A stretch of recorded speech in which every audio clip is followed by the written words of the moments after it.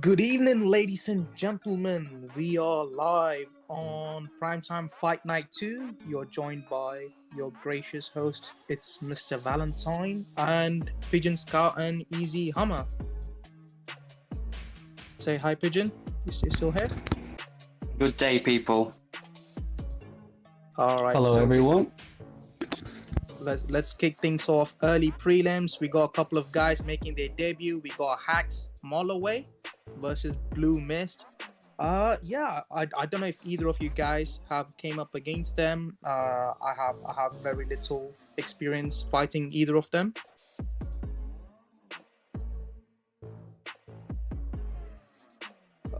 Okay, looks like there is some sort of issues. We are going to the next card, which is Chase Me Fam. Let's see if we can pull up that card. Just 1 second. Yep, so it would be Robbie Knuckles versus Chase Me Fam. For those of you who don't know, Chase Me Fam has been with us since IFL and was also our longest division belt holder. So this should definitely be an interesting fight. Have either of you guys fought Robbie Knuckles, by the way? I have not.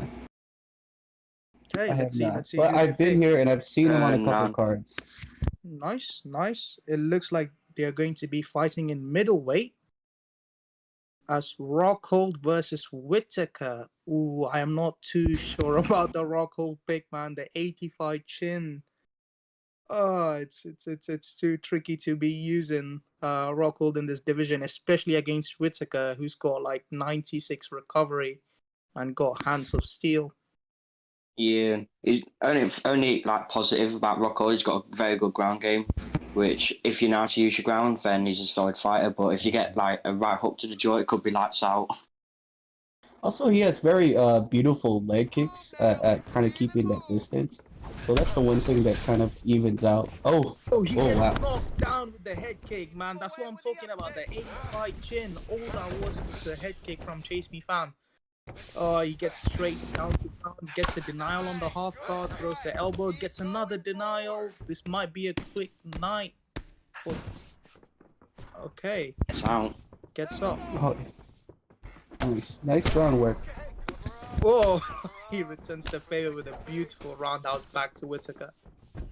Wasn't a drop though, so Whitaker's still up in the cards in my opinion in the first couple of seconds. Definitely. I'm just trying to see either of those guys. They're not really trying to get a read on each other. They just want to go at it. I mean, using Rockhold, he's got heavy kicks, right? So it's good to see Rob Knuckles utilize those kicks. As Chase Me Fam, I'm just looking for him to be more in his face, utilizing a couple of those circular hooks or uppercuts. Yeah, definitely. Now, if you're Rockhold, it's all about finding your distance and keeping that at distance. It's also managing not to with your kicks, because obviously we know Rob Whitaker has hands, for days. Exactly, man. You know, he's starting to put money in the bank with a couple of body jabs and body straights here and there. I hope it will pay off. But by the way these guys are fighting, I just don't see the use of that. Yeah. You know, they've been at each other's face pretty much the whole time for the first round so far. So yeah, like Hummer said, you know what I mean, you want to just, you know, get the kicks off, but like he said as well, Whitaker's got hands and we're an 85 chin. One kick, misses, you got low stamina, it could be all day, you know what I mean, it could be a knockout, you never know. But you just want to push him to the side, maybe get it to the floor, you know what I mean? Get it into Rockhole's strengths. You don't want to brawl with him, you know what I mean? If you want to brawl, you're just going to get knocked out. Oh, there Beautiful it is. stun. There's the other uppercut. Rocco might not have the chin. He should got the hands on the legs, so you still got the have to recovery. be careful.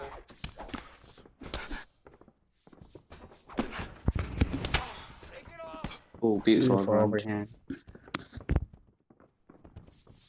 Let's see, they're just distancing each other, you know, respecting each other's space at this point. Lovely low block from Rob Knuckles there.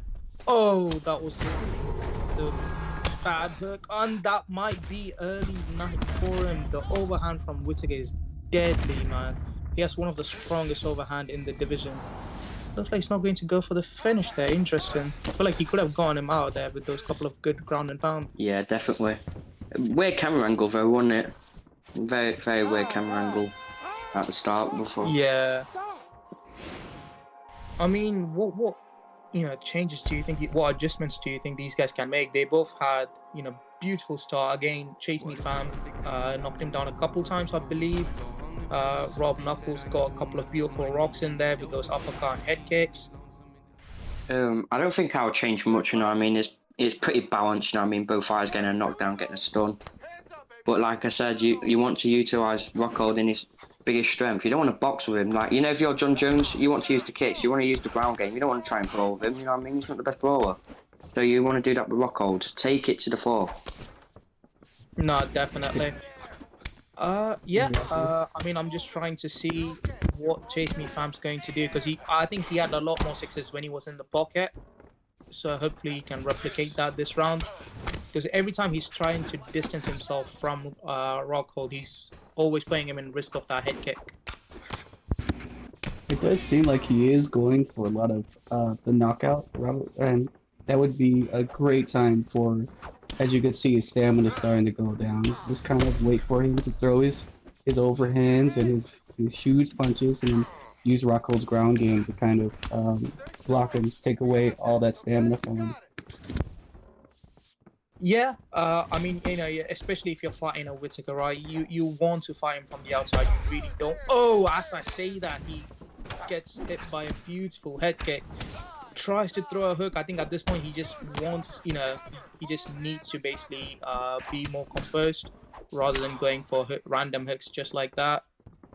To just take a minute, take a breath, and then get back in. And that is And it's over. Beautiful knockout. Whoosh. What a knockout from Chase Me Fam there. Overhand from hell. Ouch, Kabibbles. That was right on the button. Yeah. Extreme knockout. Okay. I think we are on to our next fight, which would be Mike Tran versus I believe it's Spams versus TK Swaggy. I've actually fought Spams a couple times on ranked. You know, I did have very, very little success against the man. He was very efficient in his striking, had beautiful combos lined up, but I never tested his ground game. Either of you guys familiar with TK Swaggy or Spams? I fought TK Swaggy. TK Swaggy is a really well-rounded fighter. His striking is pretty good. Now, I think he can add a lot to this game as long as he uses all of what he's got, his 360 repertoire of skills. Okay. It looks like they're going to be fighting in flyweight, actually. I've never fought any of them, so it's going to be interesting what's going to happen. Okay, Swaggy comes on to the fight with a 3-win lead. Should be interesting. I mean, Dillashaw versus Davison. TJ does have the footwork, whereas Figueiredo has the power. So this should definitely be an interesting matchup, depending on how they team to utilize the fighters. Yeah, definitely. Figueiredo, again, he's very balanced. You know what I mean? He's got very strong hands, very good grappling as well. He's got he's got good health stats as well. Yeah, Figueiredo's got beautiful ground game, bro. I mean, his top game not so bad, but he's got the rubber guard, and he's in. I believe he does have a couple of wheel kicks too. So if you can utilize those, catch TJ off guard. What you don't want to do against TJ is take down. Run circles around you, right? He's got the high footwork, he's got the high switch chance. So that's the last thing you want TJ to be doing against you. Yeah, so now we've got like Figueiredo. A beautiful double head by him, you know what I mean? Now he's getting to side control and all that, which is pretty decent. Let's see. If you Figueiredo here, you want to be very patient and just kind of see what TJ Dillashaw's doing and kind of working either a submission or a ground and pound with him. That's what I technically would do. Yeah, see, this is actually not a bad position for Figueiredo to be in. I mean, we just established that he has a strong ground game, especially from the bottom. So it's beautiful denial by TK Swaggy there, and he goes for a sub. Goes for the guillotine from Sproul. Denies it. Well, doesn't deny it, but he cancels it. Yeah, that's interesting. Cancels the sub straight away. Beautiful sweep there. Let's see what he does from here. I mean, if I'm Swaggy here, not Swaggy, sorry. If I'm Spams here, like Hammer said, I'm just looking to be patient and trying to read what Swaggy's doing rather than go for transition after transition, because I think that's just helping him with the GA. Just like that, I think, that's a transition that takes a lot of frames, so you need to have full GA build up if you're going to go for a transition like that. Beautiful denial by Swaggy. I think Spam needs to work on his ground game and definitely his ground and pound defense. Oh my god, he could be over. Brutal by Swaggy. And to TK Swaggy, he's doing exactly what I hoped he would do, which is like using all 360 of his games, his striking, and right now you see his ground and pounds, just getting a couple punches in, being patient. No, exactly, mate. I mean, I'm just looking at it from Figueiredo's perspective. He's got him at the full guard. This is his chance to get him into a rubber guard, maybe sweep him into top mount. But I just feel like he's lacking the patience, like Hammer pointed out earlier on, to execute that. He's so eager to get back on top and not utilizing Figueiredo's bottom control. Yeah, definitely.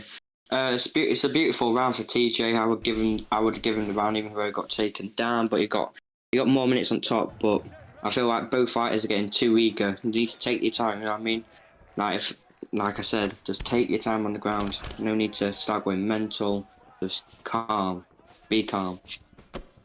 He's trying to show some respect, but Swaggy's not having none of it. He's like, it's way past that, bro. Let's just get it out of here. Oh, beautiful knockdown. Oh my God, what a lovely beautiful combo. rare uppercut there. It's a beautiful rare uppercut from Dillashaw. Targeting that leg, and he's just outboxing him. Yeah. If I'm Spams, also, I'm just looking to utilize some pull counter there. Sorry, Hammer, to interrupt you. Oh, no problem. I was gonna tie on to that. Like, don't be in there with the pocket with him when he's throwing combinations, 3 combinations at a time. Just kind of get out of there, reset yourself, and come kind of pull back and go back in. Oh, he just gave up his back. Luckily for him, he gets the half guard sweep, so he should be fine. See, right now he has multiple options here, but he's not utilizing any of them. All he needs to do is hold RB and then flick to the side to get into a much more powerful position if I'm Swaggy. Yeah. In a position like this, you know how Figueiredo's just going mental. If I were Dillashaw, just hitting this full guard, you know what I mean? Let this guy waste his stamina and then go straight for the body. No hesitation to the body. You know what I mean? You don't have to move. When you're on top of full guard, you don't have to move because basically you can just stand there. You don't have to do much. This guy's got to do something. You know what I mean? He needs to get off the bottom and full guard. You're chill. You know what I mean? Yeah, Simple. I mean, right now, I don't know if it's the nerves, but Spams keeps going for the back sitting, transition. That makes it way too predictable for Swaggy to just sit on that back sitting denial, because he hasn't really gone for any other transition but the back sitting one. Everything's coming out pretty fast-paced and predictable. The patience, like we've been saying, is coming into factor. Just the overzealousness of trying to get into the next position. Oh, wow. Oh wow! He's going for the standing guillotine. Okay, let's see if he can. It doesn't look like he's quite going to manage to get him in. I would have liked to see him at least walk him around and drain the stamina to get as big of a lead as he possibly could. No, standing guillotine's a bit broken at the minute, same as the chokes. I was hoping that in the patch they would, patch it out a bit, you know what I mean? But nah, they're still as good as they were in the last patch. And he could have taken advantage of it.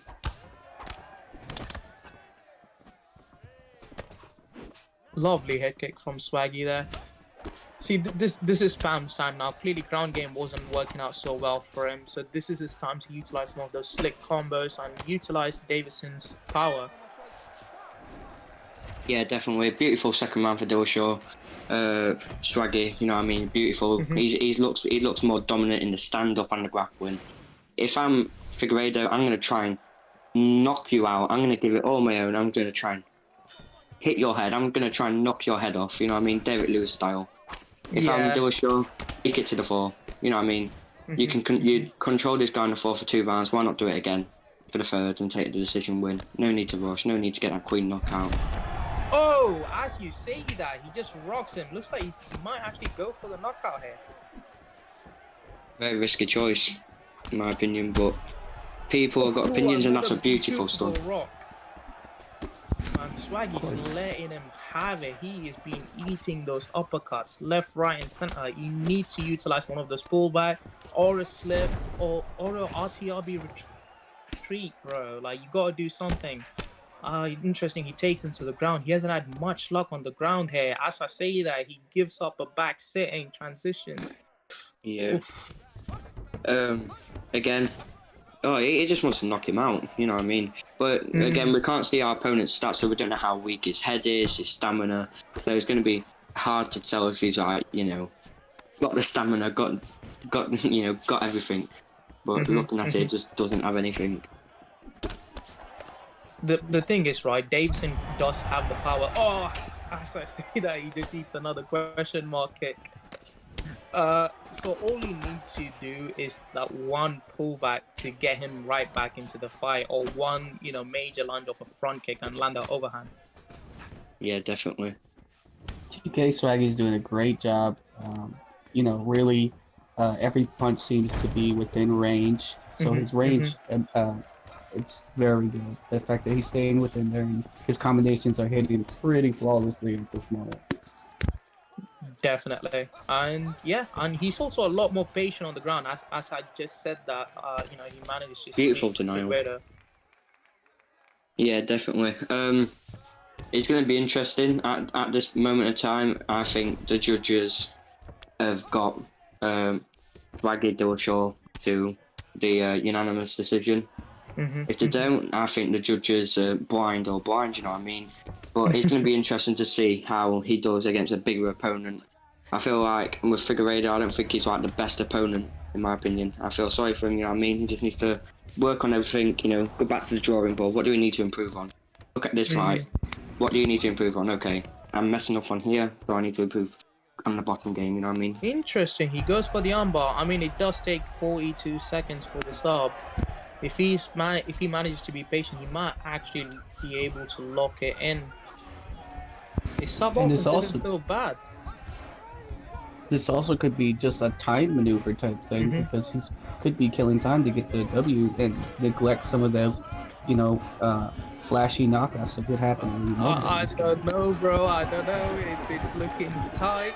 Okay, just didn't have enough time to finish the arm.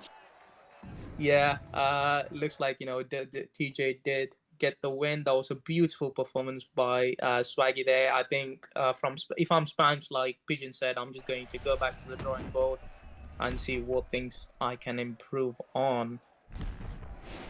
Up next, I believe we have Super Ottoman versus Smart Brady. I myself have fought Ottoman multiple times. He is a phenomenal striker, has beautiful ground transitions. The only thing I've ever noticed as a flaw for him, he's just too eager to get you out of there. That can backfire sometimes. But against Smart Brady, I don't know. Smart Brady likes to be in your face, likes to be in the pocket, likes to get those combos off and get you out of there as soon as possible as well. So this should definitely be an interesting fight in the middleweight.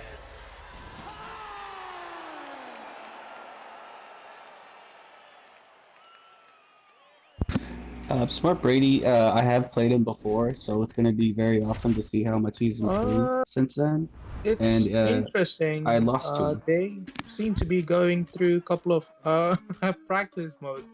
That I'm not sure exactly what happened there. Not sure if it's the wrong stream. Let's see if we can get that fixed straight away. So as I was saying, the big man Smart Brady is 5-5. He's coming off with 2-win streak. Francis put with round 3 knockout, and the great Kev. Don't know how to pronounce that. I do apologise. Coming off with another 3rd round knockout, so we can maybe see another 3rd round knockout, maybe. Whitaker. That training. Beautiful fight. Hey, baby, you gotta train to put on the show. All right. Yeah, I mean, Whitaker Mirror matchup, it just can't get better at the middleweight than the Whitaker Mirror. There is no room for complaining that one of them is broken, because they're both broken at this point.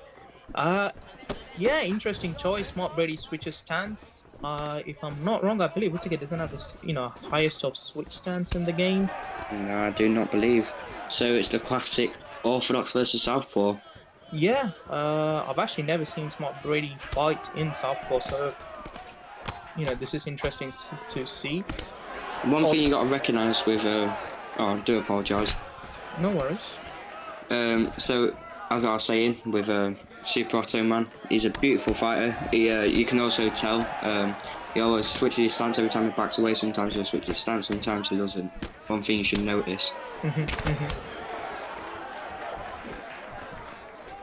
Yeah, I mean, if I'm Ottoman, right, I'm just looking to just give up the first minute of the round to try and get some reads, because I feel like Ottoman is very good at making those reads and utilizing some of those slips and pullbacks especially. But as I mentioned, the eagerness to get him out of there early might backfire against someone who's as experienced as Smart Brady.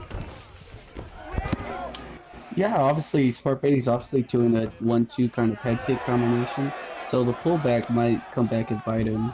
Obviously you want to throw someone out, but the backing up and going in, and then the 1-2 head kick could turn into a 1-2 body kick and could change the whole fight around. Definitely, it's nice to see Ottoman taking control. Hey, he does manage to get the crucifix.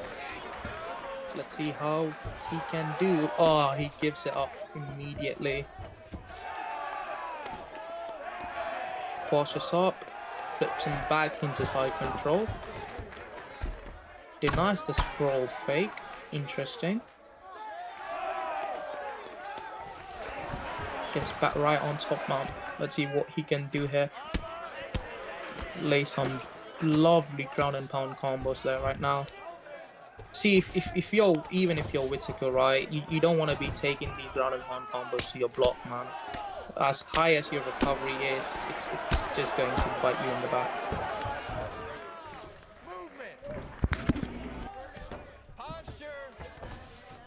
Great denial.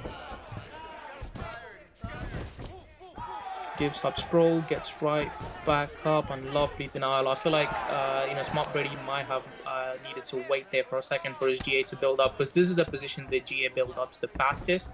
And instead of just going for get up, I think he's trying to utilize the cage, if I'm not wrong. I don't know if Ottoman has enough time to get this submission off, but it will definitely buy him enough time to get to the next round.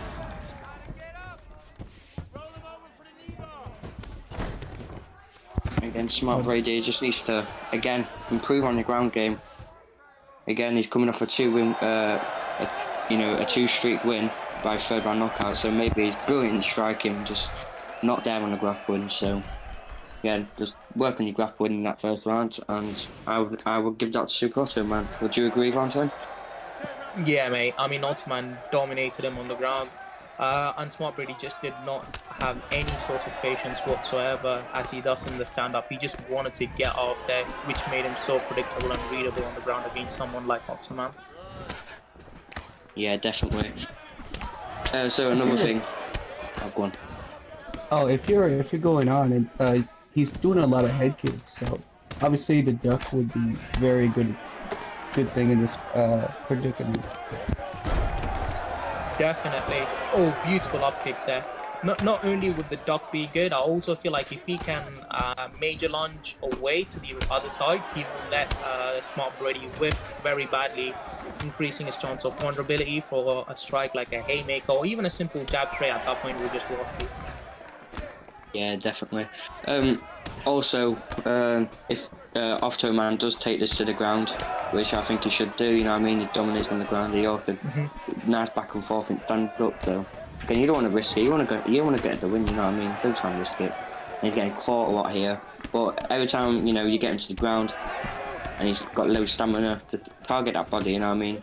Oh, he's eating those overhands, man. It hurts me to watch him eat those overhands back and back again. Oh, lovely uppercut. You don't want to double up on the body, bro. Oh, another two-piece, another hook, an uppercut. That lead uppercut again. It goes for the head kick. See, I feel like that would have been a good time for him to go for a jab straight into the ducking roundhouse. 1-2 head kick, the king that it is. Rocks Super Ottoman. Ooh, that knee could have been the end of Ottoman if it was timed a second later. Or earlier, I should say.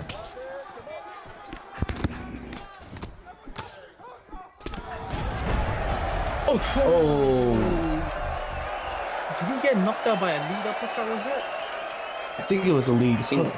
Was it a lead hook? I wasn't sure, but lead uppercut has been money for Ottoman this whole fight. He just flipping him. Yeah, beautiful, like a rear hook and then a beautiful lead uppercut that caught Brady out. And it's the same thing. Yeah. Rear hook and then lead uppercut. And that's the give and pull with headhunting. You know, it works sometimes, but like you leave yourself open going for major strikes like that. Definitely. Well, boys, having had that beautiful performance from both the gentlemen, we are on to our next fight. Another TK member, TK Sassy, versus BSD Jendo, and I believe they are going to be fighting in the heavyweight. This should definitely be an interesting fight. I believe this is not Jendo's first fight, if I'm not wrong. He did have a win of Dekamnev. It was a round 1 knockout, if I remember correctly. Goes with the classic Jones pick, with the Sassy going for Stipe. Now, this is a fight we all want to see in UFC. So this is going to be very interesting to see. I don't know. I want to see Jones versus Ngannou more than I want to see Jones versus Stipe. Well, we may get a wish for either one of those. I cannot wait for that. So this is going to be a great simulation of that. No, definitely, mate. I mean, both the gentlemen, coming off a win back in PrimeTime 12. Both of them showing each other some respect. Now, BSD Body Snatchers degree are known for their heavy grappling, and TK, as we know, are known for their striking. So this should definitely be interesting because Jones does have lovely grappling in his arsenal, especially in the heavyweight division. Yeah, definitely. Again, Intocc, he's again more balanced fighter, beautiful striking. Beautiful grappling as well. So if Jones does take it to the ground, it's not going to be like putting a turtle on its back. It's going to be a back and forth ground fight. But if I'm Intocc, take it just standing. Again, Jones can't brawl. He can't. It's not a boxing fight. So it just puts you on your back foot. Yes, definitely. I've played TK Sassy. He's a very late starter, patient starter. He kind of takes his time to kind of figure out his opponent, which is very mature of him. And so you might see him kind of um, become more of a counter striker as this fight goes on. No, definitely. I'm just trying to see how these guys are fighting. I mean, Sassy has beautiful footwork, as you can see. He's always trying to stay out of Jones's range and manages to keep Jones either whiffing or hitting his block, which is going to cost Jendo in the long term when it comes to cardio. Yeah. Jones has got great health. I think it's his body and his legs that let him down. Apart from that, he's got beautiful chin, beautiful recovery, and beautiful cardio. Same with Intocc. I think he's got beautiful health on this game. Definitely. What Jendo does here, what I'm noticing a lot is that he'll do like a jab and then he'll do like I think it's like spinning kick to jaw kind of thing, and it's just if you set that up, it's beautiful. Spinning heel kick. Yeah. Yeah. I think you're completely right. I think he needs to set that up with a spin kick to the body a couple times. Maybe even utilize the oblique. John's got beautiful oblique kicks. Utilize the. Oh, there it is. As you say, the spin heel kick to the body. You just don't want to throw it that many times because again, it will ruin your cardio.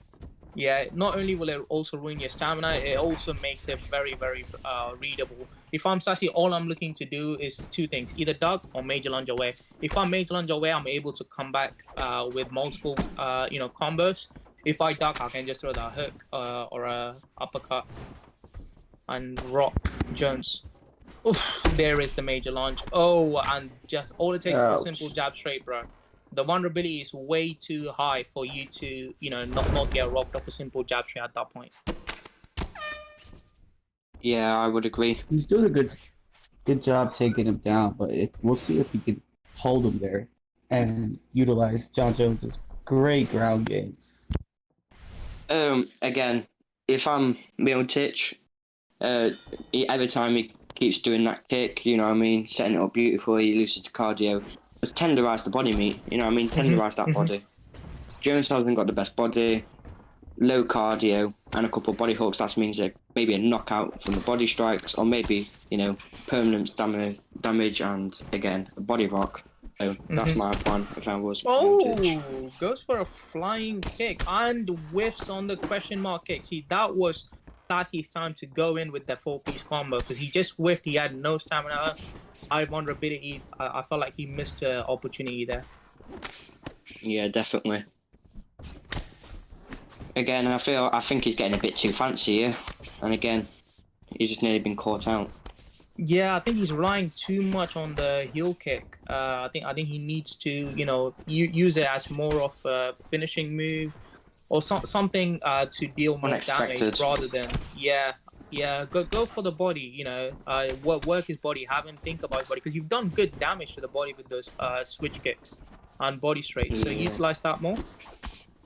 Again, use John Jones to his strengths. Don't try and use him to his weaknesses. Take the guy to the floor. Again, like I said in like 2-3 fights ago, it's probably like getting annoying now, but you cannot box with John Jones. They can use your strength. Don't try and do the weaknesses because again, you're just making yourself weak. Yeah, Jones is more of a defensive boxer, right? Especially in the he is having success. You can't blame the man. Even though at this point he's spamming that 2 combo, he is having success. But it is taking a huge tax on his stamina. I just feel like Sassy should just focus on the ducks and the lunges like he did the first couple times and make Jendo pay for it. He's making him whiff a lot, which is good, but he's not making him pay for the whiffs. Definitely. Obviously, I'll hit him with body kicks and leg kicks just to keep him from moving around like Muhammad Ali in there. Also, another thing with Jones, it's like you said, it's defensive boxing. I feel like that's how John Jones is another strength. But beautiful stun right there. Maybe he can knock him down. Yes, he can. Down. See, this is the problem when you have Body low knees. stamina, right? Even stamina will also determine how much damage you take, and he gets rocked again.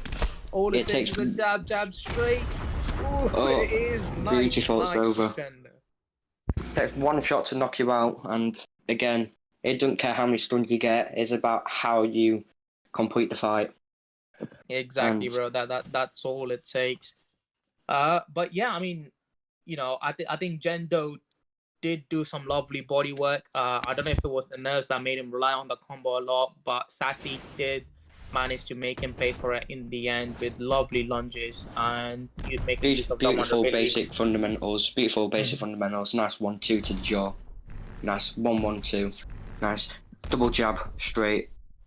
Beautiful. Exactly. That's another dub for the TK member. Those guys are on a roll. We are on to AJS Scott versus TK Vegeta. Not sure how to pronounce that name. Vegeta, I believe. Yeah, so AJS guys, again, I fought them.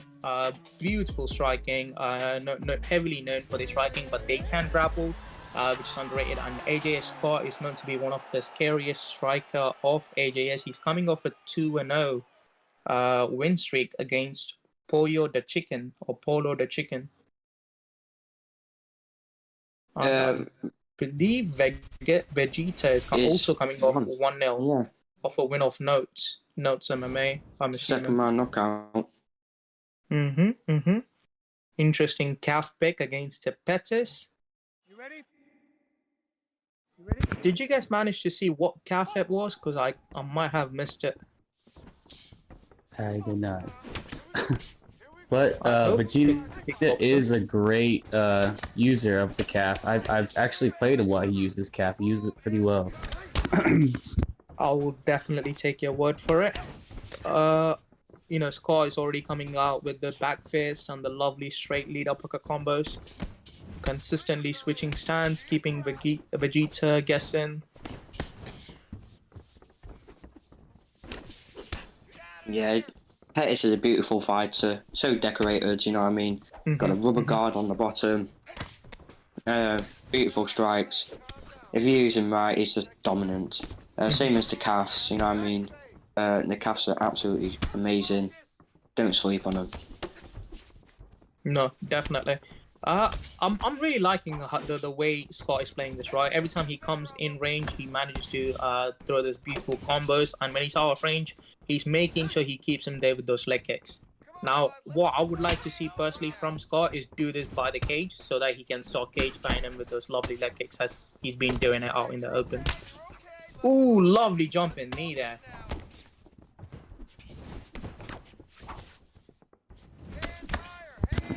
Now, when I did play Vegeta, he kind of did similar stuff. The knees from out of nowhere. He's very good at just being unpredictable. See, unpredictable is in Kickboxer's arsenal, but so is it in Pettis. Pettis got those beautiful axe kicks, tornado kicks, to wheel kicks. He's got all the combos you can imagine, all the fancy combos. And as long as Scott can keep the man guessing with those switch styles and switch stances, I think he should be fine on the stand-up. But having said that, Vegeta does take him to the ground. Yeah. Pettis has got a beautiful bottom game as well. So it's going to be tough if you try and take him to the floor, you know what I mean? It's just amazing how he can be defensive and offensive on the ground. Definitely. Okay, I mean, Pettis is, you know, Scott is doing some... Oh, as I say that, Scott just eats a heel kick to the body, goes for a spinning spinning elbow to a lead elbow, eats it straight on the exit. Hopefully that's gotten Scott some respect, because he needs to get Vegeta's respect at this point if he wants to actually, you know, have a shot at winning the fight. Lovely wheel kick there. Would have liked to see him work the block a little bit more, pepper with maybe a couple more jabs or a jab straight before setting up that wheel kick. Beautiful turning takedown. Secures the top mount. Double leg. Gets denied. Leg locks. Yep, that was just to buy time, maybe to, you know, get some sort of favoring from the judge. See, even though Vegeta did get a rock there, I feel like Pettis might have won the round given the amount of strikes he's landed. Because the judges favored damage over anything else in this game. Oh, wow. Interesting. Okay, I think he was just going to show respect there, but accidentally flipped the man off. I would say, I would disagree. I would think the judges would have gone for Vendetta right there. You know what I mean? He got 2 out of 3 takedowns. Yeah, Vegeta. He got 2 out of 3 takedowns and he got 3 stuns. And I feel like the judges would have favoured that, in my opinion. But you never know. Yeah. I mean, the takedowns, do definitely play a significant role in the scoring, but I just don't see it playing that major role compared to damage. Because if you see the head health, there's a significant difference between Scott and Vegeta at this point. Yeah, definitely. Again, just set up your kicks like Both these guys, man, going for those heavy spinning wheel kicks and spinning heel kicks. If you miss that, it only takes 1 punch to knock you out if you miss one of them fancy kicks. That is true. You are not wrong, Pigeon. All it takes is one combo, as we saw from last time. It was a simple jab straight that knocked the man down. As I say that, he eats the uppercut, gets knocked down, eats another knee, and the head kick. Oh. What a lovely knockout by AJ Scott. That's a rare head kick, roundhouse kick right there. Ooh, beautiful roundhouse. Beautiful work from the, both of them. That was actually beautiful fights. I hope I got to see this judges score there. I really wanted to see who they scored for the first round. Not that it matters, but yeah, that could potentially be KO of the night at this point. I mean, we do have the overhand from earlier from Whittaker. Let's see. On to the next fight. I believe we actually have our co-host Mama Easy said Hammer, knock you out, who might be I gotta go. just jumping off the boot to fight large 3-piece and soda.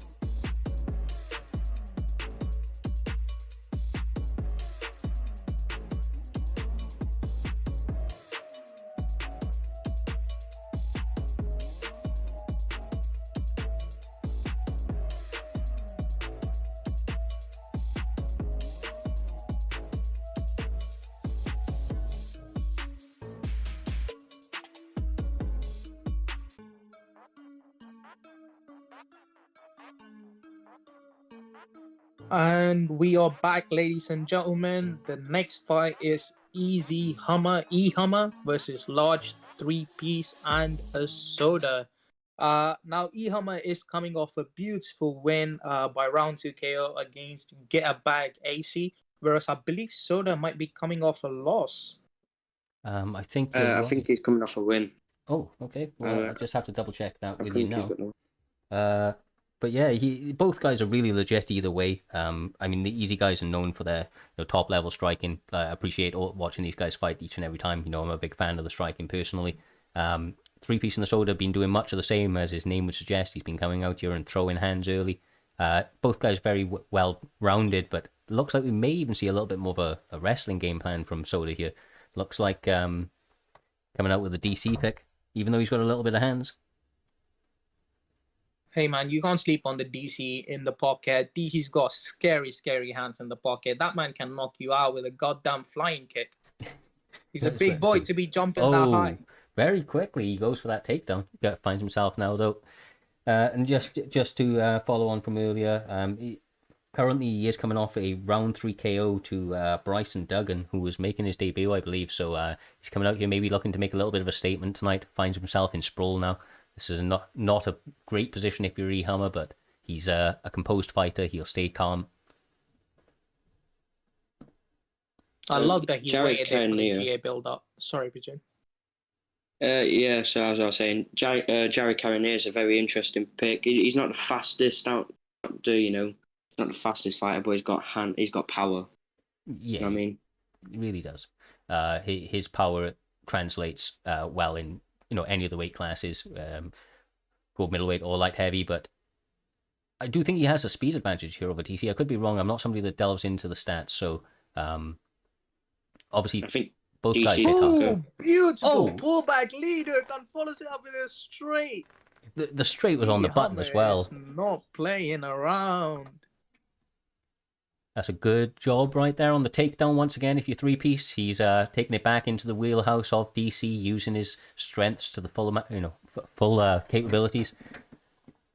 That's a good top mount if he gets it. No? Wow. Okay. Looks like both the gentlemen cancelled their transition halfway. Which was probably the smartest thing to do, to be honest, because one of them was going to give up control because it could have ended up DC and mount posted up. Or Cannonier in full guard.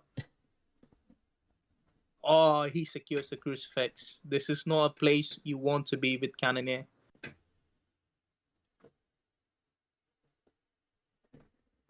This is very difficult, you know what I mean? DC is just doing what he wants to do. He just does what he needs to do. No, definitely. He does secure the back. Gives up mount, which is probably the smartest option at that point. Although he could have gone for a half guard, if I'm not wrong. That was an excellent denial from E-Hammer there, though. Finds himself in mount, goes for the down, postures up position, manages to block it. Obviously still not where he wants to be, but he got a rock earlier on and he's landed good damage. So I imagine going into the second round, he's going to feel fairly good as long as he can maintain his defense going into this last 50 seconds. Cyrus, if I'm not wrong, I believe E-Hammer did secure a knockdown with a straight. Yeah, he did. That's correct, sir. That the straight was on the button, put him down, and like I said, that probably won him the round, even with all the top control. I don't know if the damage has really been there for Soda right now. Kind of hot sunk a little bit there. Oh wow, he denies the transition. Beautiful work. Because the last thing you want to do, right, as we saw in the Romero fight, once you get flattened out, no matter how skilled you are, the ground and pound will finish you. Yeah, it can become a problem, especially if your opponent catches a flow and is mixing it up well. It can be hard to defend at times. But so far, I have to say, I'm really impressed with E-Hammer's game, the way that he's advanced in his ground game. He's always been traditionally a striker, well-rounded, don't get me wrong, but his defensive grappling has been on point tonight. Agreed, completely. Oh my God! Hammer got the hands. Beautiful combo by Hammer there. It came out like Paul Felder now. Jumped straight out of the booth into the octagon, landing these hands. Bro, that pull counter rear hook has been money for Hammer. Man. So fight, double hook, sits him down, doesn't even have to jump on him. The man's so confident he's just going to finish him standing. He made good takedown defense. See if he can stop this one. He doesn't, but I was going to say, man, he was keeping that pressure on flawlessly for a moment. He had him hurt, seen his head health flashing, stamina a little bit weak, and just carried on like popping at him at distance. It was lovely. Yeah, it's a lovely denial on the crucifix there. It's a beautiful performance by both fighters, especially the ground game of 3-piece. His striking, he's just getting outboxed. You know what I mean?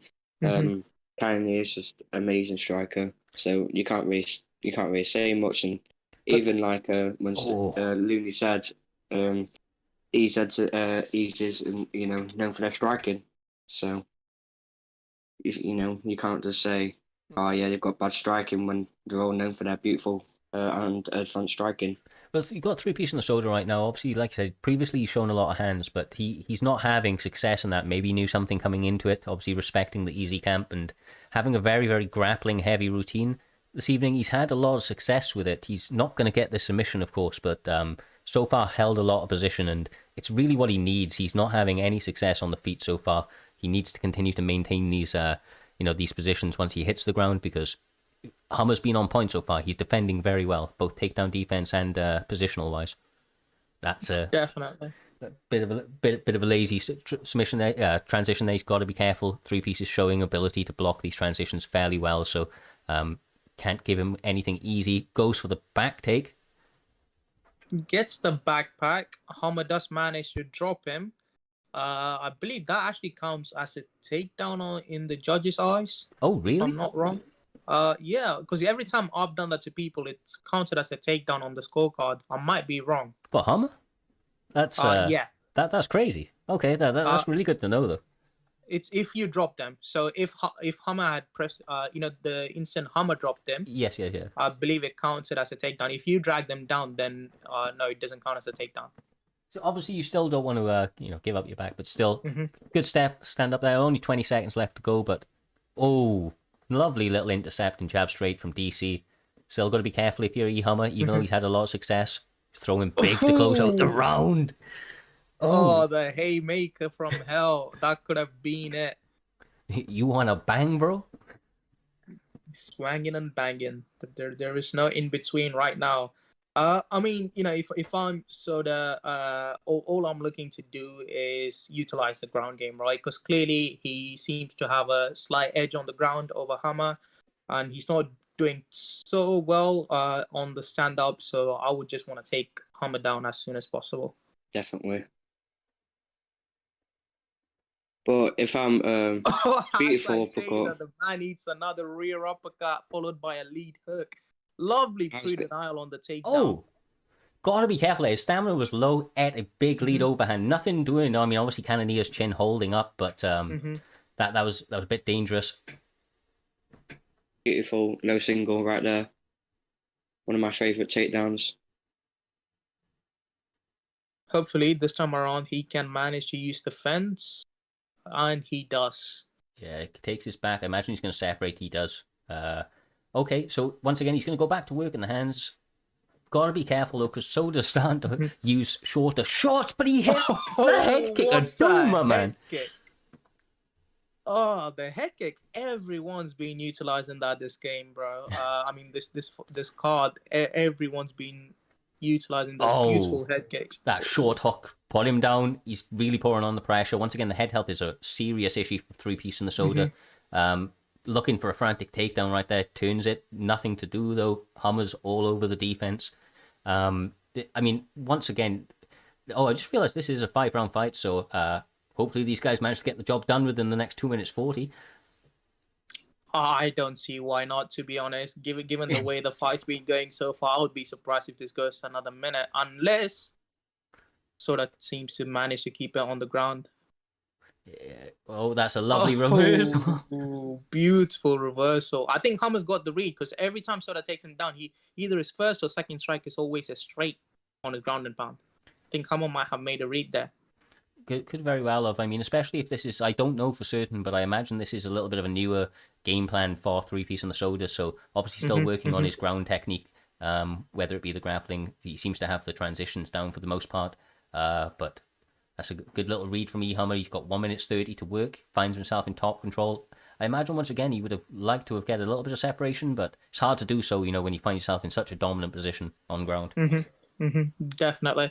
To be honest, if I am Hummer, I probably would have decided to give up top mount, but as I say that, he gets up anyway, so it wouldn't have made that big of a difference at this point. Oh, and he eats a front kick. Now with the new patch, you cannot slip front kicks or knees. And I love that. That's beautiful. You shouldn't be able to slip it with head movement. No, I me not so think I've much. slipped one. I think I slipped to like a front kick to the face. You, my friend, are an anomaly. They have patched that out. I did see it in the patch notes. That's a lovely work I again. did as well. We got 15 seconds, and that's all she wrote. As I say that rear uppercut has been money for E-Hammer this fight, man. What a beautiful knockout. Yeah, honestly, E-Hammer's showing a bit of an evolved game here. He's always been fairly well-rounded, but his ability to defend on the ground and staying composed, for the most part, exploding in the right spots, but staying composed on the ground, he did a great job right there. That's a lovely uppercut for the finish. Doesn't catch him with the follow-up, but that didn't need it. DC all out. Yeah, I think we were all praying that one of them were going to knock each other out in like 15 seconds right there. They didn't fail to deliver.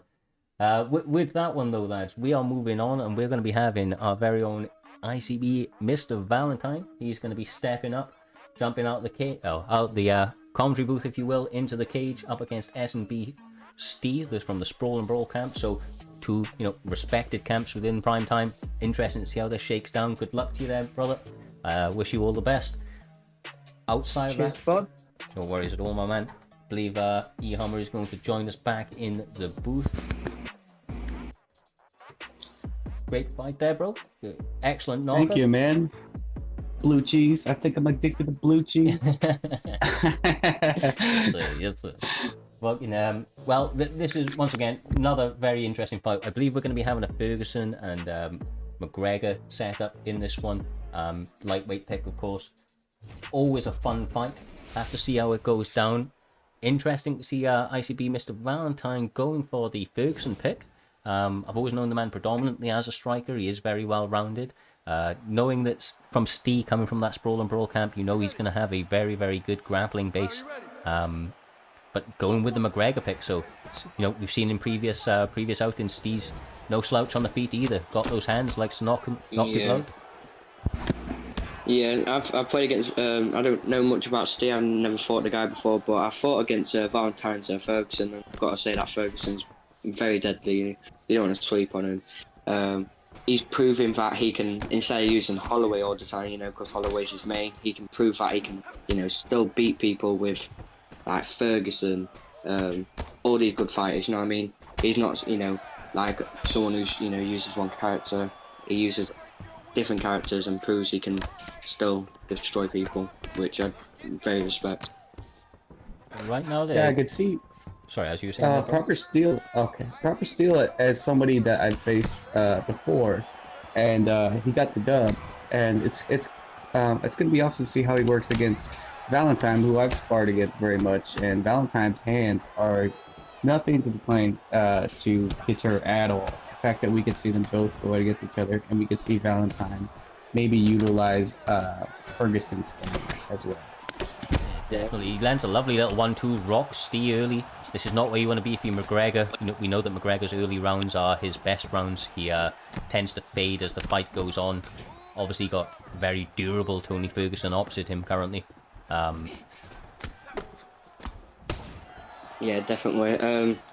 One thing you should always know, Valentine utilises them spinning back fists, same as the spinning elbows, which I think Tony's very, very good with, especially the spinning elbow. He can cut you up in real life, and it just makes him an amazing fighter. Completely agree with you. The spins, the way he uses them and sets them up, he's trying to make you put your head off the centre line, or set you up with one of those spinning elbows. Obviously has the kicks to the bodies on other picks as well. Finds himself in a grappling exchange here though, and this is a ripple that I've noticed in Valentine's game recently when we had a little bit of a spar. He's worked on his ground game. That seems to be the next development that he's looking for. Obviously the right pick to do so, can strike, and ground and pound it out, could even go for the sub with a Tony Ferguson pick, so got to be very much careful of your P's and Q's if you're proper Steve. Yeah, I would say this is McGregor's weakness. I think a lot of people would agree as well. He hasn't got the best ground game compared to Tony Ferguson. No, of course, but it's not about the stats, it's about the person that's using the character, you know what I mean? you can have like a terrible ground fighter, but if you're good on the ground and you know how to use the ground, then I don't think you'll have much of an issue. But it just depends on the person that's controlling him. Valentine's doing a great job of being patient and kind of letting the fight kind of feel itself out, which is a very good trait to have when you're in the top part of your game, especially on the ground. The last couple of seconds. Yeah, I agree with that. When you look at the stats, though, I did that was very quick. I didn't really get an opportunity to see them fully, but I believe that that's actually still, it's going to be his round with that stun. Valentine got the stun early on, got the takedown on the top control. It's a good opening round from him, but recovery's been very nice to Proper Steel over here. He's still looking very fresh, and once again durable out of the Sprawl and Brawl camp. He's got a good ground game. He's going to look to utilize, the defensing capabilities as he did in the last round. Looking to start this one out fairly quick, trying to take the center of the cage. Yeah, definitely beautiful by Connor, but Valentine's, I would say, is a lot better on the back foot, and he's again. Oh wow, that's a nice rock from him. Got to be careful right nice here. Nice one too. The block's low as well. Drops low. Could this all be over? Can he put the pressure? That's lovely work right there. Oh, excellent beautiful. awareness. Steps off, goes for the shot, gets it, and now finds himself a top mount. Yeah. Gets the spear. That was beautiful because the way that they were doing the in and out, I was about to compliment Valentine and say like, beautiful in and out, and then Conor McGregor came in with super aggressive, overzealous, and then came over and hit him, knocked him down, and went for the knockout, and then Valentine did a great job of backing up, that in and out, and then going for the takedown. No, this quite honestly, I was going to say, I'm not sure if he's going to stay here. He is very good on the ground, is Proper Steve, but with the McGregor pick, once that separation, don't want to stay in the guard or any sort of grappling exchange with Tony Ferguson pick, and that's a lovely slip straight. He's doing a good job at countering. He's got to be a little careful. Oh my god. Can this all be over? Can this be over for Tony? No, he survives. Maybe an armbar. Once again, that's excellent defensive awareness. When you're rocked, going for this armbar, this could be very deep. The stamina's very low for Proper Steve. He's staying fairly composed though. Not beautiful mission defense. Yeah, Valentine deciding to bail on that one. Understandably so, wants to keep the position with a minute 40 to work. I would just, if I was Valentine, I would just sit on the ground. You know what I mean? You've been stunned. Just let the clock run out and then regroup in the third round.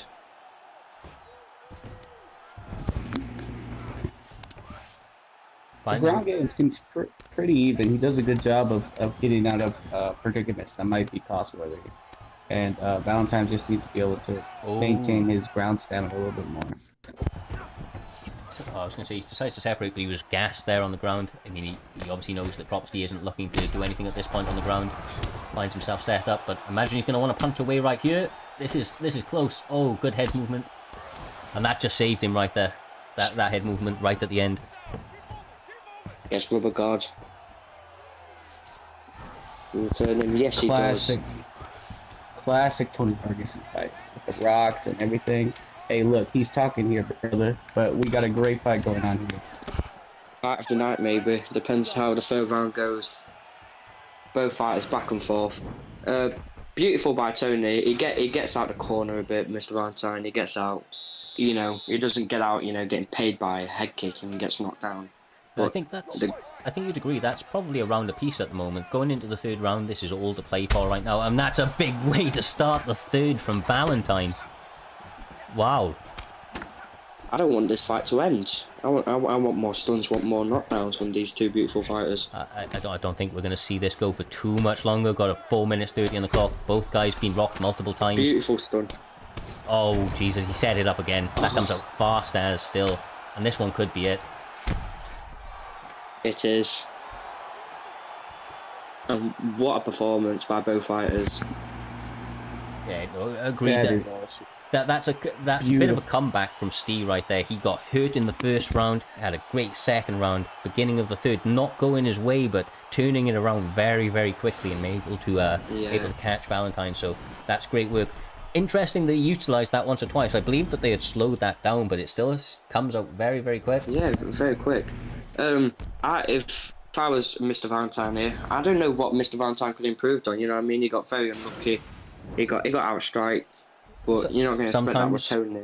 Sometimes that's just the way the cookie crumbles, my man. With that one being said, though, we are going to be moving on to the next fight. We'll give you a little bit of a pre-look at it. It's going to be BSD Tadpole up against Doc, who is now fighting independently. We're going to run a very, very short intermission as we have Valentine jump back out of the cage into the booth, and then we'll be straight back with you with this next fight.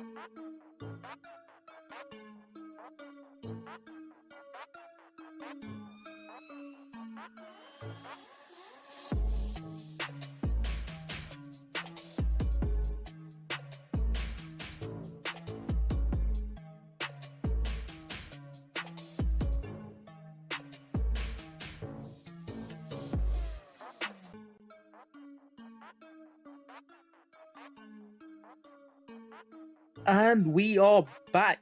We should be heading on to our next fight. We're not going to talk about my performance. It is what it is. Spollen Bro Steve, best fight, mate. GG. And we have ICB Tadpole versus Doc, an ex-ICB member versus current ICB member. Doc does have the lead. Now, this is one hell of a fight, man. Oh my God. Tadpole is a beautiful striker, amazingly. Range management and body work is something that's bread and butter for him. Whereas Doc, I've known Doc to be more of a grappler, so I'm interested with the Peter Yan pick. Yeah, I mean, I completely agree with you. He has historically been known as a grappler, has Doc, but I will say that recently his hands have come a long way. When I fought him, he's been doing great work. He's obviously been working on that craft. But with that being said, as you've mentioned, Tadpole is very dangerous in all facets as well. He is known for literally finding me for my first fight on stream, every stream in ranked. This man hunts me down. So yeah, believe you me, I've experienced the pain of both of these gentlemen. And once again, Doc is now finding himself in a great position with within the opening minute or two of this first round. Yeah, I mean, I did say, Doc is a great grappler, but that doesn't mean Tadpole is any less of a grappler than Doc is. He too is very amazing at grappling. It's just his striking is just overwhelming. Definitely. And you also, what would you go into with the game plan to both each other? We see Pidion take him down, which is very interesting to go with Aldo on the ground while he's at full stamina. Yeah, I would agree with you. I think that with that being said, it may actually just lead to him being gassed out. So with Doc maybe just being very confident in his defense on the ground. Like I said, it previously has been his kind of way, but I think it's more of a mix-up, to be perfectly honest with you. You know that when somebody's shooting on your legs, it can often make you drop your hands and set up those big shots upstairs. So not 100% sure, but we've seen it in fact in your last fight, Hummer. The fight that you just had a moment ago, sir. You had a Dog gets a beautiful rock. Oh, Tadpole needs to just take a minute, get himself back together. But knowing Tadpole, he doesn't want to do that. He just wants to be in your face. He's more of a rock 'em sock 'em kind of guy. Yeah, he loves the pressure. Obviously Aldo's not a bad pick for that. He's just got to make sure he maintains his stamina, keeps landing these hands. Honestly, I'd like to see a little bit of separation and maybe some working with his kicks, because Aldo's got kicks for days. This is definitely a rock and sock and robot type fight. And I like the way that there's a little bit of patient-ness, but honestly, when somebody's throwing combinations like that, it almost makes you want to strike back as he hits rock. Oh, I'm sorry, Hama, but that was a beautiful rock by Doc. As I say that, he gets sat down. Now, all that work, I'm interested to see how Doc's going to come back, because that sit-down might have just lost him the round. Yeah, for the most part, I will say that in my experience with Doc is that one of his successes is he does stay very, very calm. He always seems to have another option to go through. Much the same with Tad, but these guys are not wasting any time, man. The pace that they are setting on each other in this opening 5 minutes is crazy. You know that you're going to see a finish at some point soon. They keep this level of work up. Yeah, this does not definitely feel like it does not going past the second round. It's rock and sock and robots out there. I'm gonna knock your block off, and your socks better come off too.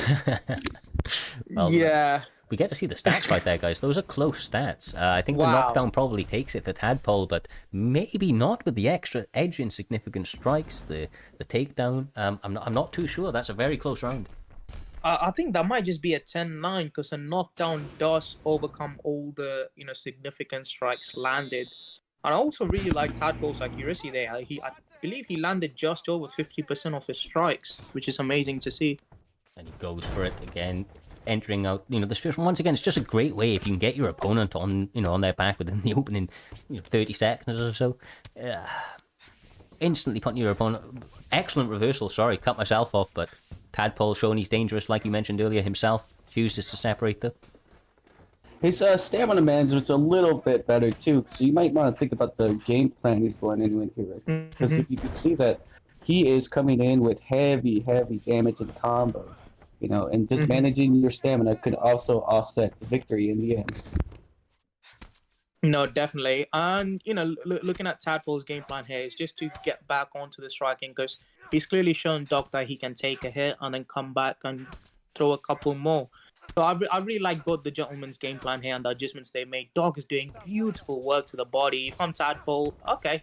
I was going to say I might go for the side control transition there, given the full GA, but you could just let the ref stand you back up.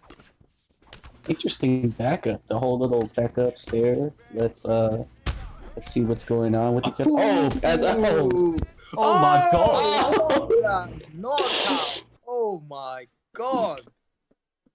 Oh, Jesus. Sweet baby Jesus. Mama said knock you out. That was a big one.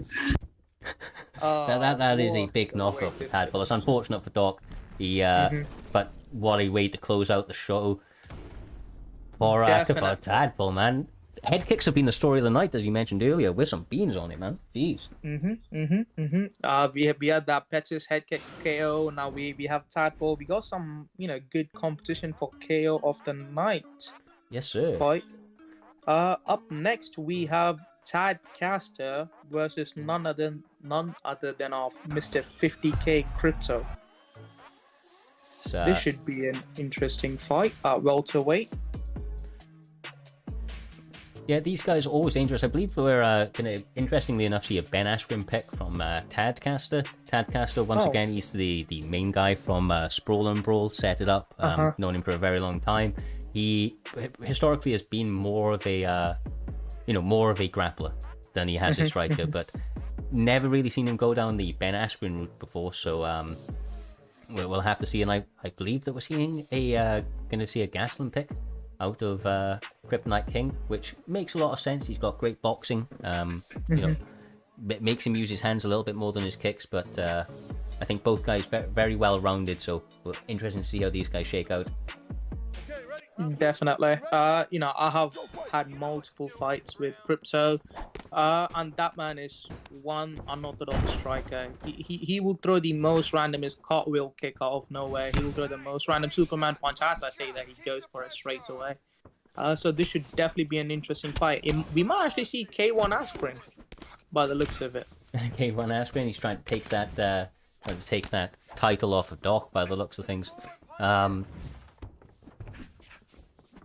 K1 Meyer even, my bad. We got K1. Yeah. Maybe we'll see a super matchup. K1 Askren, K1 Meyer. Who knows? I might just go with the CM Punk pick next time.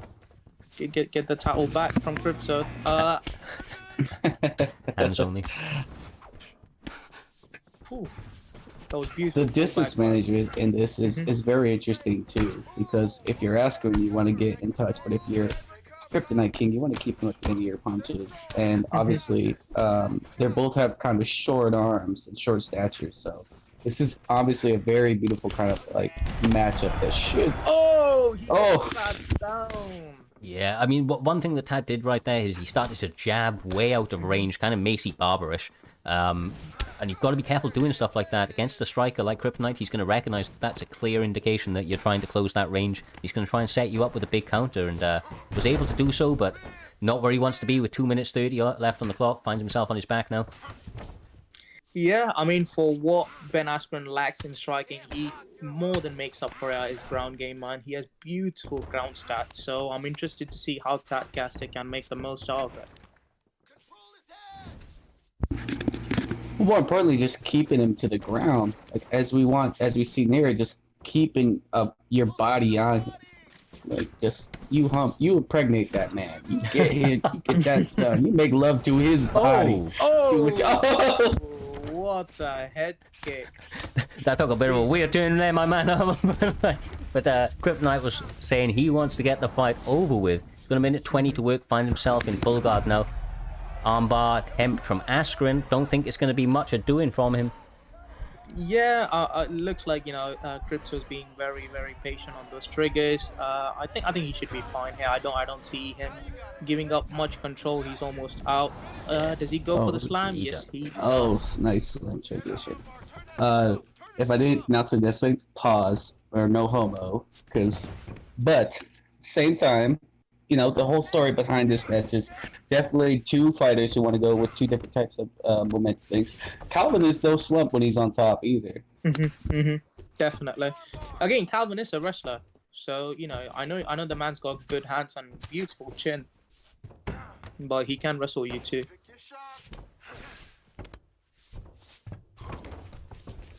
Gets back up as the round finishes. What a beautiful way to end the round. I don't know who you have, Cyrus. I think I got Crypto because of that head kick alone. Yeah, the big knockdown. Work.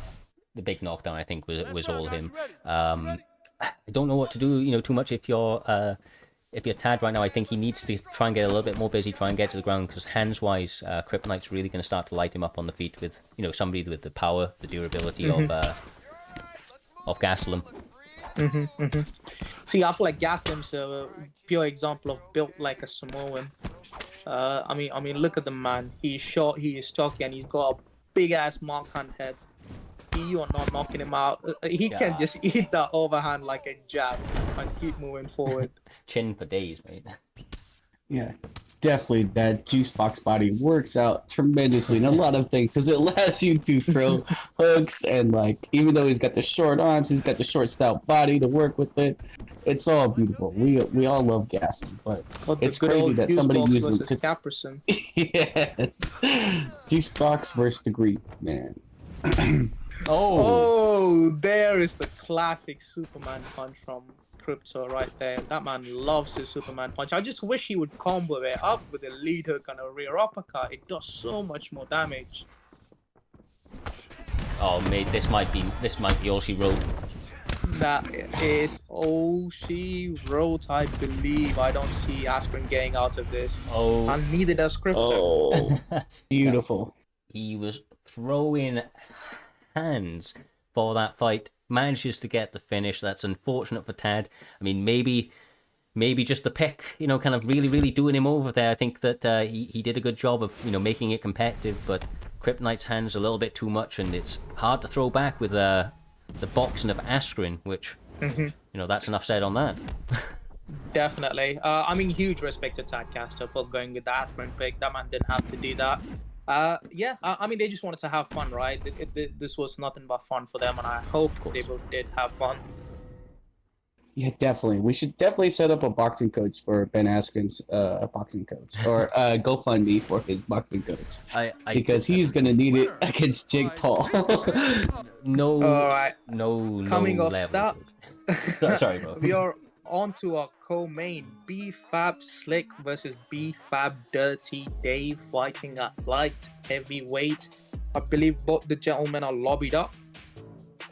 We should be tuning into their lobby anytime now. Now Slick versus Dave, fought both of them a bunch of times. Lovely guys on the party chat. Goddamn, very. I'm trying to find a nice word that is Twitch safe. Disgusting fighters, both of them. Dave is an amazingly well-rounded fighter. He can strike, he can grapple, he can clinch, he can do everything. Whereas Slick, as much as I like his striking, I think he's a very strong grappler. As I say that, it looks like they're going to be doing a Saki mirror match. Yeah, it would appear so, and it's probably just because they're campmates. They both know that they're extremely dangerous on the ground. Honestly, it's a great matchup. So I think that they're just going out here now to showcase maybe the advancements they're making in their striking with the Saki pick. They're not going to have opportunity to do this against maybe too many other people. Maybe a little bit of an unofficial agreement going, but you never know. We've seen these guys pick, Cody Garbrandt and then choke somebody out. So that has happened in the past. It does, yeah. This definitely has sparks written all over it. Like 4th of July. We're about to see fireworks going off. Definitely, mate. I mean, Saki Mura, Dave's not having any of neither is Slick. Oh, jeez, just knock. Oh, somebody. Knockout right there, because that's huge vulnerability. Oh, you can't be called yourself Dirty Dave and you'll get that dirty knockout. that is true. That is true. How are you there? Oh, wow. The classic Saki triple uppercut. Not many people know that. Saki's, I believe, the only character in the game to throw a triple uppercut. Yeah, he had it since UFC 3. It's unique to him. Ooh, beautiful. Slipping off that center line. Yeah, see, you don't want to give Slick Call anyone with a ducking roundhouse. That man will take your head off. He will do the lead hook straight ducking roundhouse, and he will do it just off the center line that you get caught with it every single time. It's a very hard thing to read. But Dave is making beautiful adjustments, on the fly, showing that he's got a couple of ducking rounders off his own. Seems to be the favorite technique of the round so far. He's doing a good job though. Dirty Dave's coming out with a bit of a stamina advantage in this opening 2 minutes. Obviously still all to play for. It's not the hugest indicator, but something to keep an eye on as this round goes. Yeah, I mean, it looks like both the gentlemen are just trying to have some fun with the Saki pick. We all know how good of a grappler they both are, top 50 guys in the world.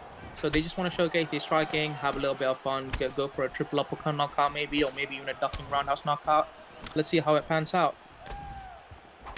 We're seeing a lot of feeling each other out, mostly with these strikes, just filling out each other's combos. Nobody really wants to throw a three hit combo to get countered right now. I mean, I'm just looking at what Slick Cole is trying to do. He's pressuring Dave really nicely. Oh, as I say that, he gets rocked. What I was going to say was, I would like to see him maybe cage cut a bit more, because he had Dave right against the cage. Lovely jab, straight. Now Slick is losing a lot of leg health. Dave's done some good work, whereas Dave is losing quite a bit of head health. As I say, then he rocks the man's body, gets him down, lets him back up. Yeah, interesting. I mean, like I said, maybe a bit of an unofficial agreement to no ground game here. That looks like that may be the case. Yeah, that just might be it, Cyrus. It might just be a gentleman's agreement between them to just have at a standard bang and no finishes without a knockout. I ain't complaining too much. These guys throwing some interesting shit out there right now. And he lands a beautiful spin to the body. Yeah, Cole's got very, very little stamina to work with at this point. Cole needs a beautiful T-kick from Dave. I mean, everyone's calling for a panic wrestle in the chat. I just don't see that happening, to be honest with you. I think they're both gentlemen, even though Dave is dirty. I think he will agree to it this time around. There is a certain... He is a gentleman, nevertheless. As dirty as he may be. Definitely. Classic SpongeBob. Mother, I'm Dirty Dave. No, I'm Dirty Dave. Okay, let's see how they want to do this. I mean, I don't know, man. I don't really play Saki. I know Saki has very, very high level boxing and has most combos that most people don't know about. So, but interesting to see both of them kickboxing with him. Oh, what a fuck! Oh, what a kick to the face. Dave is looking amazing at this point. But then again, Dave is the striker, right? Of those two, Slick Cole is mostly known for his grappling, whereas Dave is all known for both his grappling and striking. Yeah, it's interesting to say that. I'm not as familiar with Dave as you are. Obviously, I've seen his performances, and that's been predominantly grappling based. So, I've always kind of thought of both these guys as very heavy grapplers. Obviously, both can do both, as we're seeing now. They're throwing hands with each other, but I don't think that this would be necessarily the case if they were fighting anybody other than each other in this situation. We know where their bread is buttered. No, exactly. I completely agree with that. But whereas, I've probably had around 50, maybe 30 to 50 fights with both these gentlemen. And I feel like Dave has a slight edge on the striking over Slick, and vice versa on the grappling. Like you say, it's incredibly hard at this stage, though. Slick's health is guns.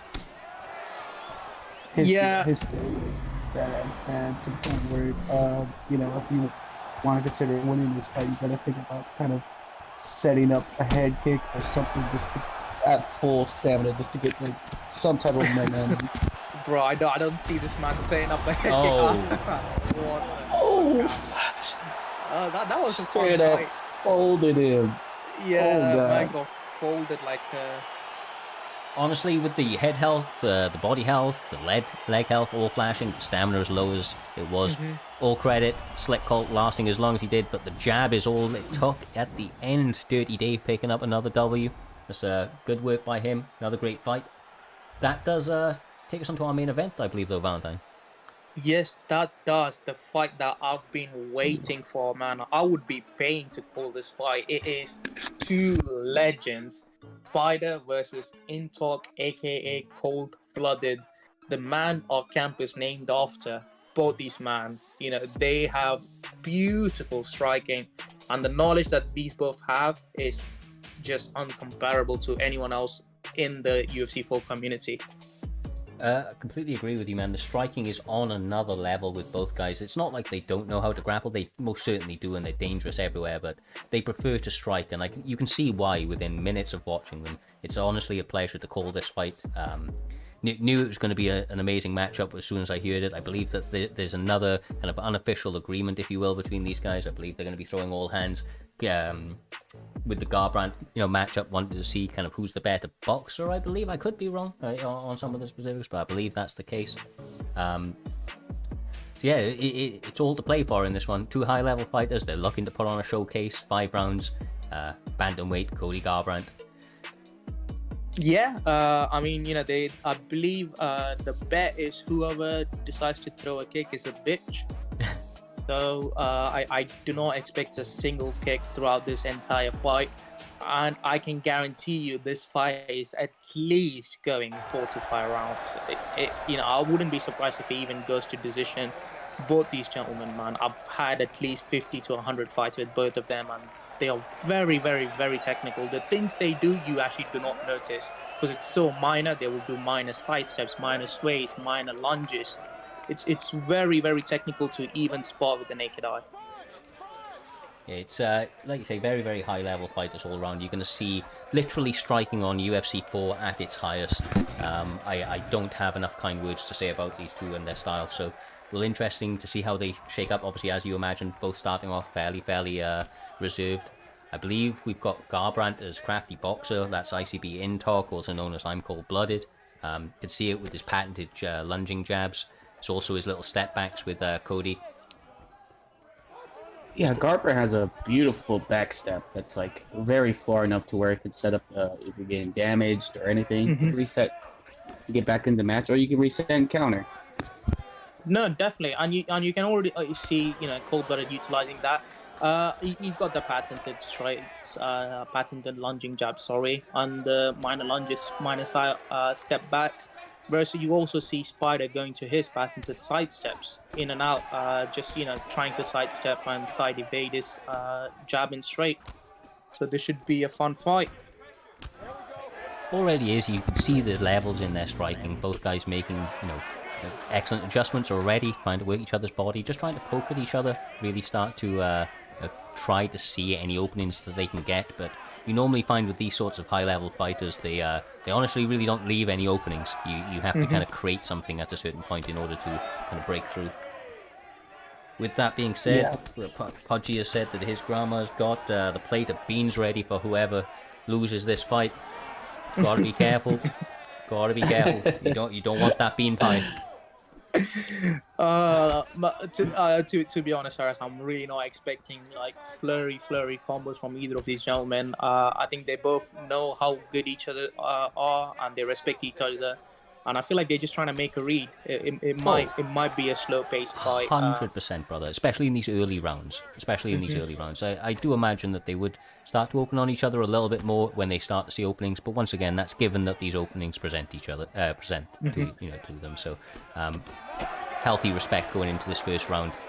Again, active after the hands, looking to work the jab a lot, as you would imagine, from two high-level strikers. They know the good, the uses of the very well home jab.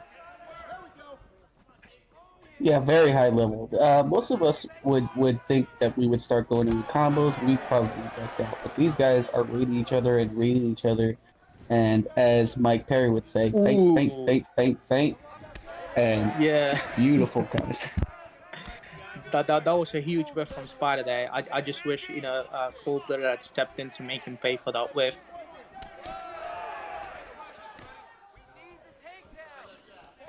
See the head movement, see the movement from both guys using those feints. They are very much on another level with their feints. And it's almost getting us in commentary nothing to really say, because they're just like, there's nothing to say. Like, they're doing no wrong. You can't really say anything about anything they're doing wrong with each other. It's just a filling out process, and the fact that they're so high level, we just gotta sit here and just kind of enjoy the show and kind of commentate on what's going on. No, 100%, man. Gotta not get lulled into just appreciating the artwork that we're seeing, but that these guys slowly starting to make reads on each other. I mean, ever so slight advantage by the looks of things in terms of stamina for Spider. Obviously, the block health is still there for crafty boxer ICB Intocc. Obviously, Chris over there, he's doing a good job of using that jab, getting out of range with that back step. Oh, what a beautiful lunging straight. Yeah, it's how did this man not throw a head kick? Every time he lands against me, he throws a head kick and gets me out of there. I think that's all Spider, bro. I think he knows Spider's head movement is very, very much up there. You can duck those shots. You can even sway it if somebody's going for the overhand version of it. But I imagine that head kick will come at some point, my man. It's got to come at some point. Oh wait, I forgot. They decided to. Oh, not sorry. throw You're any right. kicks. You're right. You're right. Yes. That makes sense. I was getting a little furious there. But it's all good. Looking at their health stats, right? Looks like the stamina advantage is evening out at this point. And looks like Spider might be taking a little too much damage to his block, more than he wants to. Yeah, I think that's going to really start to be the thing. I think Spider, is going to maintain his stamina. He's very, very hard to get gassed. So is, Cold-Blooded by all means, but Cold-Blooded out of the two is the guy that I believe will be a little bit more active on the power shots. Yeah, once again, just inexperience with fighting him. Since UFC 3, we fought a lot more than I've really fought as anybody else. He uses those lunges perfectly, and they actually do increase damage if landed at the correct range. No, exactly. Sorry. Blooded. Oh yeah, no problem. He does a great job of he actually is the one who told me about the Garbrandt extremely back lunge and the use of just being very much a counter striker. Taught me so much about it. So like seeing him work, it's a beauty in itself. One of the keys that separates fighters like this from your average fighter is the inputs that they have. They have no wasted movements in what they're doing. Everything is perfectly within range. All inputs are absolutely clean. You don't see like uppercuts coming out as kicks or anything like that. No, definitely. And you also notice that neither of them are queuing up any combos. Because one thing at that high level, they know that queuing up combos increases your vulnerability. So they don't even want to give an opening where, it's not needed. They would rather go one piece and two piece the whole fight rather than queue up a combo and leave an opening. Yeah, they're both artists out there making money. The point is, or even painting, but the point is, who's Jack and who's Rose? That's a Titanic reference for you who don't know. Well, that's second round. Looking at the stats right there, the significant strikes was in the favor of Spider for that second round. I didn't see the first stat round, but we could very well be talking about 1-1 or maybe even 2-0, depending on how those first round stats went. That second round probably leaning towards Spider. I don't know if you agree. The significant strikes normally the differentiating factor. Oh wow, I'm really impressed by the stamina advantage from Spider because I thought it evened out last round, but it looks like Spider's full stamina in third round. Unless you're Dale Denton, mate, I don't see anyone else having full stamina in the third round. Yeah, no, 100%. We are seeing Crafty coming out, or Intocc coming out a little bit more active in this third round. I think he obviously noticed that maybe a little bit behind in this fight at the moment, very, very close, and he doesn't want to go the seal route.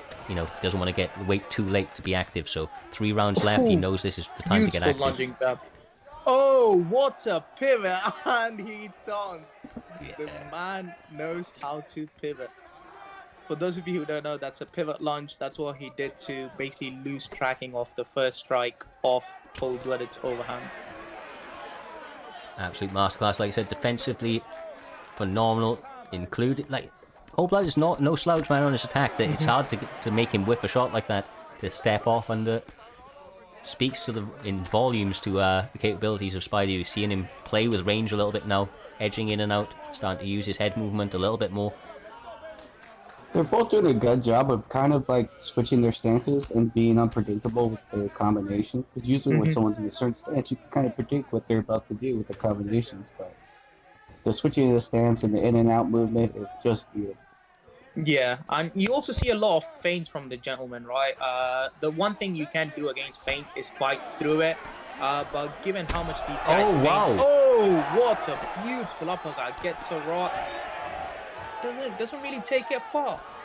Yeah, I think he knows that Spider's the type of person that's going to stay very composed, and he doesn't want to gas himself too much. Obviously, already suffering in that department, so banking on the fact, I think he knows that that's likely won him the round as long as he doesn't give any sort of defensive defensive mistakes here. No, definitely, I agree. Again, guys, like we said, you're not going to see multiple combos coming up from either of these gentlemen unless they are sure that it's going to finish the other one off.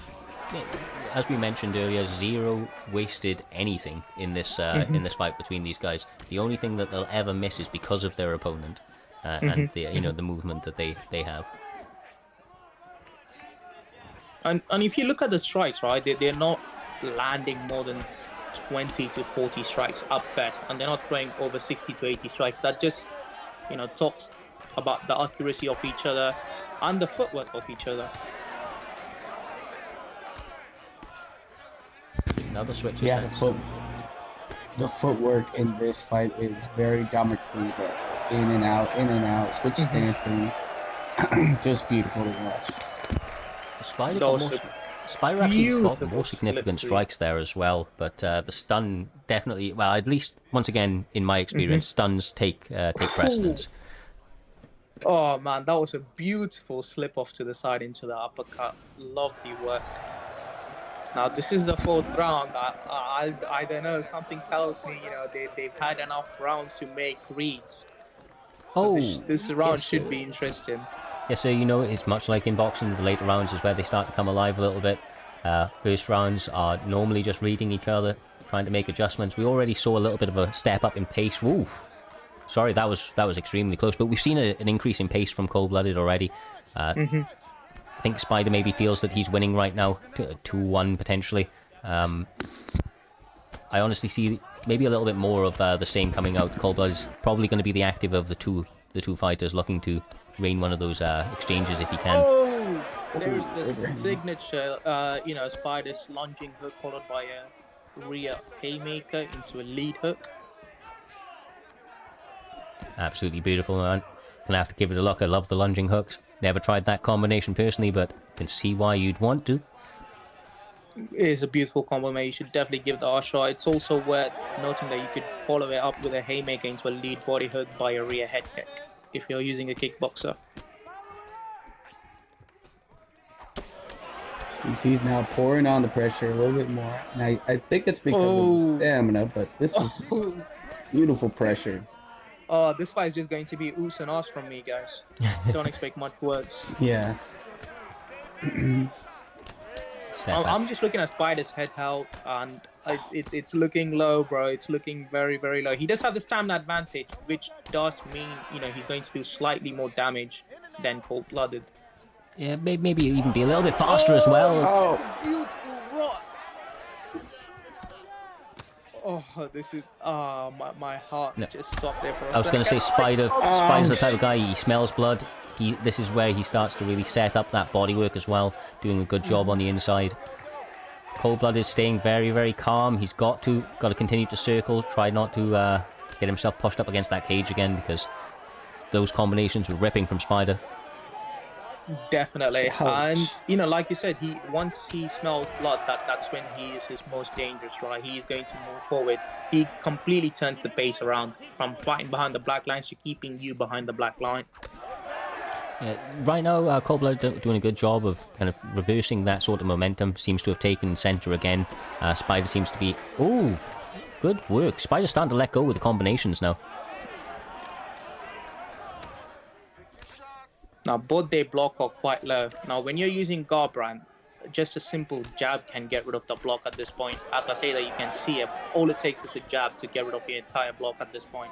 So both of them need to be very, very careful. He does whiff the lunging straight. That might cost him dearly. But it looks like he's going to be fine for now. As I say that, he gets sat down. Spider jumps on him. I think this might be it. And beautiful performance. Look at this chaining of combos there, man. Lovely performance from both the gentlemen. Great fight indeed. Yeah, always knew it was going to be an absolute masterclass of striking. Both guys showing phenomenal feints, excellent mix-up in their combinations, showing the pedigree of their striking throughout the entire fight. Spider coming out the victor tonight. Be interested to see these guys down the line. I'm sure they're always a pleasure. Like I said, these guys, the likes of them, put their inputs in so cleanly. Their entire fight style is predicated around having a fairly realistic and fun style to watch. So that was an excellent main event, guys. Definitely beautiful, great fight. But the real Cody Garbrandt, please stand up. And his name is Spider. What a win, man! Yeah, he picks Gorgeous win. Great win from Spider right there, man. Yes, guys. I mean, what a beautiful card. I mean, I felt like the card actually went too quick. Yeah. I don't know about you, Cyrus. That card was too quick. I might actually still have plenty of energy left for more fights. Yes, sir. Yes, sir. I mean, it's this event was only 2 hours. With that being said, though, we do actually have our next event tomorrow. It's going to be 2:30 Eastern time. That's 7:30 p.m. UK time. Obviously, if you haven't got enough of the fights, you want to get warmed up, ready for UFC tomorrow evening, which is stacked itself. We've got another whole host of fantastic fights. It's going to be headlined by BFAP and ICB in the main event. ICB Honest Jim is going to be taking on our current and reigning champion. BFAP Trixie. I'm not going to do the chant just to counter him, but obviously we know how dangerous Trixie is. We know how dangerous Honest Jim is. Honest Jim has fought a number of the BFAP guys now and has had good success so far, so he's looking to take on Trixie. This is going to be a rematch. They actually fought very, very early on when Trixie first got the game, his very first match, and his only loss is to Honest Jim, so very, very competitive fight for the title. With that all being said, guys, it has been an absolute pleasure calling the fights with you tonight. Thank you to everybody putting on such entertaining wars for us to call. We will be back with you tomorrow, and until then, much love. Take care, boys.